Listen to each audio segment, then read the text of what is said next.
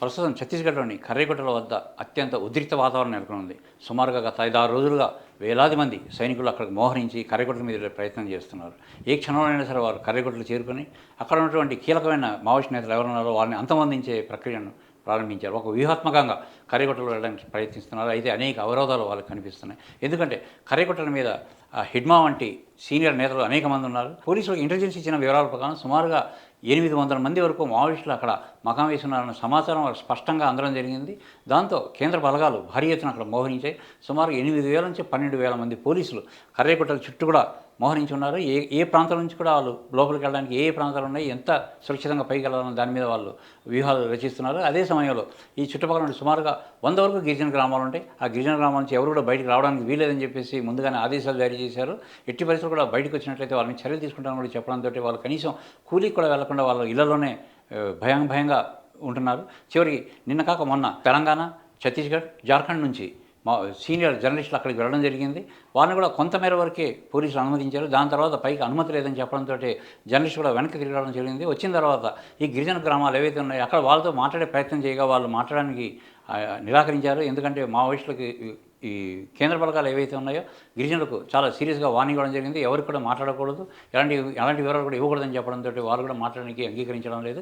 ఇలాంటి పరిస్థితి అక్కడ ఉంటే మరోపక్క మనం చూసుకుంటే కర్రేగుట్టలకు సంబంధించి సుమారుగా ఒక 15 రోజుల క్రితమే మావోయిస్టులు ఒక లేఖ విడుదల చేయడం జరిగింది. ఎట్టి పరిస్థితుల్లో కూడా కర్రేగుట్టల మీద వచ్చే ప్రయత్నాలు చేయవద్దు, అన్ని చోట్ల కూడా మేము ఈఏడి మైన్స్ అంటే ల్యాండ్ మైన్స్ ఏర్పాటు చేసి దాని మీద కాలు పెట్టిన వెంటనే అవి పేలి సుమారుగా అక్కడ ఎంతమంది ఉంటే అంతమంది ప్రాణాలు కూడా పోయే ప్రమాదం ఉంటుందని చెప్పి కూడా హెచ్చరించడం జరిగింది.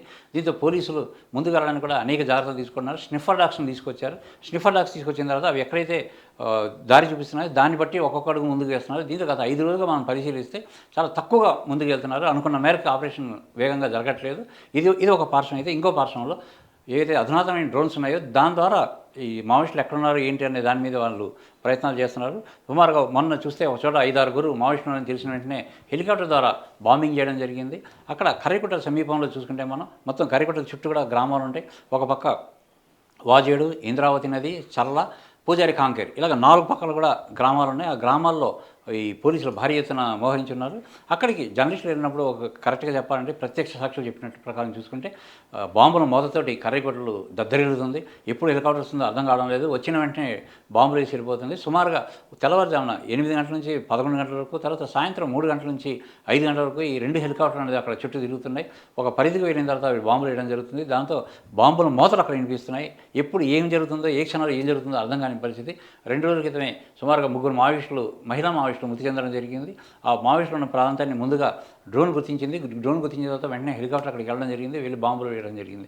తర్వాత మావోయిస్టుల దగ్గర కూడా రాకెట్ లాంచర్లు ఉంటాయి. దాంతో హెలికాప్టర్ కూడా ముందుకు వెళ్ళడానికి కొద్దిగా అనుమానాలు ఉంటాయి. ఎందుకంటే ఒకసారి హెలికాప్టర్ కానీ కనిపిస్తే మావోయిస్టులు రాకెట్ లాంచర్ ద్వారా పేల్చే అవకాశం ఉంటాయి. ఇలాంటి ఘటనలు గతంలో మన ఉత్తర తెలంగాణలో చాలాసార్లు ఆ హెలికాప్టర్ల మీద దాడులు చేసే సందర్భాలు ఉన్నాయి. దీన్ని దృష్టిలో పెట్టుకొని ఆ ముందుకు వెళ్ళడానికి కూడా కొద్దిగా సైనికులకి ఇబ్బందికరమైన వాతావరణం ఉంది. దాంతో ఒక పథకం ప్రకారం ఒక్కొక్క అడుగు కర్రేగుట్టల మీద వెళ్ళడానికి ప్రయత్నిస్తున్నారు.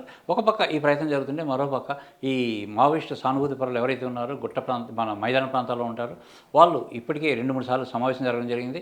తాజాగా హన్మకొండలో కూడా సమావేశం ఏర్పాటు చేసి ఈ జరుగుతున్న మారణకాండ నిలిపేయాలని, శాంతి చర్యలకు అవకాశం ఇవ్వాలని చెప్తున్నారు.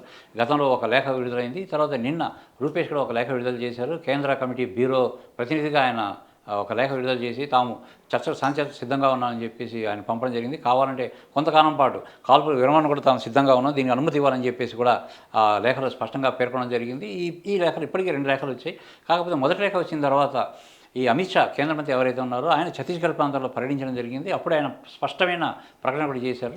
శాంతి చర్చల పట్ల వెళ్ళే అవకాశం లేదని, మావోయిస్టులు లేని రాష్ట్రంగా తీర్చిదిద్దాలని చెప్పేసి తాము తీసుకున్న నిర్ణయాన్ని కట్టుబడి ఉంటామని చెప్పేసి ఆయన మరోసారి తన వాగ్దానాన్ని, తన ప్రకటనని గుర్తు చేయడం జరిగింది. రాబోయే మార్చి నెలాఖరికంతా దేశవ్యాప్తంగా ఎక్కడ కూడా మావోయిస్టులు లేని ప్రాంతంగా మనం రూపకల్పన చేయాలని చెప్పేసి కేంద్ర ప్రభుత్వం కృతనిశ్చయంతో ఉంది. ఇప్పటికే దాదాపుగా మనం చూసుకుంటే ఆంధ్ర ప్రాంతంలో మావోయిస్టుల కదలికలు చాలా వరకు తగ్గిపోయి, తెలంగాణలో కూడా అక్కడక్కడ మనకు కనిపిస్తున్నారు కానీ అంత యాక్టివిటీస్ వాళ్ళకి ఉండడం లేదు. కేవలం ఇప్పుడు మనకు ప్రధానంగా చూసుకుంటే ఛత్తీస్గఢ్, అంబుజ్మాడు, కర్రేగుట్టల దగ్గర మాత్రమే మావోయిస్టుల కదలికలు కనిపిస్తున్నాయి. ఇప్పటికే గత సంవత్సర కాలంగా చూసుకుంటే 330 మంది మావోయిస్టులు ఎన్కౌంటర్లో ప్రాణాలు కోల్పోయారు. మరో సుమారుగా 795 మంది మావోయిస్టులను అరెస్ట్ చేయడం జరిగింది. 1000 మంది వరకు మావోయిస్టులు లొంగిపోయారు. వీళ్ళు కాకుండా మిలిషియా సభ్యులు ఎవరైతే ఉన్నారో వీళ్ళు గిరిజన ప్రాంతానికి చెందిన వాళ్ళు. వీళ్ళని మావోయిస్టులు తమ మిలిషియా సభ్యులుగా ఏర్పాటు చేసుకుని వాళ్ళ ద్వారా కార్యక్రమాలు చేస్తుంటారు. ప్రస్తుతం వాళ్ళంతా కూడా తిరిగి తమ గ్రామాలకు చేరుకోవడం జరిగింది. ఎందుకంటే పోలీసులు వాళ్ళ కుటుంబాలకి కౌన్సిలింగ్ ఇచ్చి ఎట్టి పరిస్థితుల్లో తమ వాళ్ళని వెనక రమ్మని చెప్పేసి వాళ్ళని కోరడం జరిగింది. దాంతో వాళ్ళు కూడా వాతావరణం భీకరంగా ఉంది కాబట్టి ఏ క్షణంలో ఏం జరుగుతుందో అర్థం కాని పరిస్థితులు ఉండడంతో మిలిషియా సభ్యులు కూడా రిటర్న్ వచ్చి వాళ్ళ గ్రామాల్లో చేరుకోవడం జరిగింది. వాళ్ళ గ్రామాలు చేరుకున్న తర్వాత వాళ్ళ దగ్గర నుంచి సమాచారాన్ని తీసుకునే ప్రయత్నాలు చేస్తున్నారు. అదేవిధంగా ఈ ఇంటెలిజెన్స్ వ్యవస్థ కూడా అక్కడ చాలా పటిష్టంగా పనిచేస్తుంది. ఎక్కడి నుంచి వీళ్ళకి ప్రధానంగా మావోయిస్టులకి ఆహారం ఎక్కడి నుంచి వెళ్తుంది, వాళ్ళకి కావాల్సిన సౌకర్యాలు కానీ ఆయుధాలు కానీ ఎక్కడి నుంచి వెళ్తున్నాయని దాని మీద దృష్టి కేంద్రీకరించి అలాంటి అవకాశాలు లేకుండా దాదాపు నిలిపేయడం జరిగింది. ప్రస్తుతం మనం చూస్తే కర్రీకుట్టల దగ్గర భీకరమైన వాతావరణం నెలకొని ఉంది. యుద్ధ వాతావరణం అని చెప్పొచ్చు.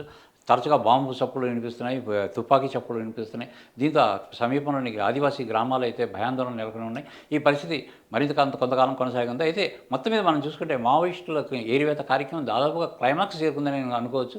ఎందుకంటే ఇప్పటికే అంబుజ్మట్లో దాదాపుగా ప్రతి 5 కిలోమీటర్లకు ఒక చెక్ పోస్ట్ ఏర్పాటు చేసి మావోయిస్టులు బయటికి రాకుండా అక్కడ కట్టడి చేశారు. ఇదే ఇంకో ప్రాంతం చూసుకుంటే అంబుజ్మఠ తర్వాత కర్రీకుట్ట అనేది చాలా కీలకమైన ప్రాంతం. ఈ కర్రీకుట్టల మీద కూడా చాలా కేంద్ర కమిటీ సభ్యులు చాలామంది ఉంటారు. వాళ్ళు చెప్పిన ఆదేశాల మేరకే దేశవ్యాప్తంగా కార్యక్రమాలు జరుగుతుంటాయి. ఇప్పుడు ప్రస్తుతం కర్రీకుట్టల మీద దృష్టి సారించారు. మిలిటరీ దృష్టి సారించడంతో ప్రాణాలకు తెగించి ముందుకు వెళ్ళే పరిస్థితులు అయితే మనకు అక్కడ కనిపిస్తున్నాయి. ఎక్కడైతే ల్యాండ్ మైన్స్ ఉన్నాయని ఆల్రెడీ మావోయిస్టులు హెచ్చరికలు చేశారు. దాన్ని పరిగణలోకి తీసుకొని కేంద్ర బలగాలు ఆచితూచి అడుగులు వేస్తున్నారు. స్నిఫ్ అటాక్స్ కీలక పాత్ర వహిస్తున్నాయి. ఎక్కడైనా మైన్స్ ఉన్నట్లయితే గుర్తిస్తున్నారు. ఇప్పటికే దాదాపుగా 100 నుంచి 200 మైన్స్ని గుర్తించినట్లుగా మనకు సమాచారం ఉంటుంది. వాటన్నిటిని నిర్వీర్యం చేశారు. మావోయిస్టులు చెప్పింది చాలా నిజం అని చెప్పి కూడా కేంద్ర బలగాలు భావిస్తున్నాయి. ఎందుకంటే ల్యాండ్ మైన్స్ దొరుకుతున్నాయి వాళ్ళకి. ఇవన్నీ దాటుకుంటూ వాళ్ళు ముందుకు వెళ్తున్నారు. సుమారుగా 2500 కిలోమీటర్ల విస్తీర్ణంతో అక్కడ పైకి చేరుకోవడానికి ఇంకో వారం 10 రోజులు పట్టవచ్చు. ఆలోగా సంచలనాలకు తీసుకురావాలని చెప్పేసి కేంద్ర ప్రభుత్వం ఒత్తిడి తీసుకురావడానికి మావోయిస్టులు కావచ్చు, అంటే మావోయిస్ట్ సానుభూతి పరులు బయట కీలకమైన హోదాలో కొంతమంది ఉన్నారు. వాళ్ళు కూడా ప్రభుత్వం మీద ఒత్తిడి తీసుకొస్తున్నారు. మొత్తం మీద చూస్తే మనం ఏదైనప్పటికీ ఇంకొక నెల రోజుల్లోగా ఈ పరిస్థితి మావోయిస్టుల పరిస్థితి ఏమైతుందనేది క్లైమాక్స్ చేరుకునే అవకాశం అనేది మనకు స్పష్టంగా కనిపిస్తుంది.